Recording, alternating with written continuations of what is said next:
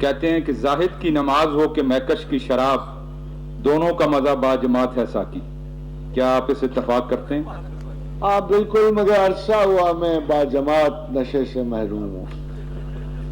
میرا خیال یہ ہے کہ میرے خیال کو اندرونی طور پہ ویسے میں سمجھتا ہوں کہ میں کسی نوجوان کے پیچھے نماز پڑھ لیتا ہوں، کسی معاف کیجیے گا کوئی ویسے عالم سن تو نہیں رہنا، تو وہ میں سمجھتا ہوں کہ بعض اوقات مجھے اتنی تلسط I used to go there for جمعہ، اور بڑا لازم سمجھتا تھا جمعہ پڑھنا. پھر میں دیکھتا تھا کہ میں ان کی تقاریر سننے بیٹھ گیا. پھر وہ پرولونگ کر رہے ہیں تقریر، صرف اس لیے پرولونگ ہو رہی ہے کہ مولوی مولانا اپنی وجاہت کے لیے تقریر فرما رہے ہیں، لوگ اداس ہیں، بیکار ہیں.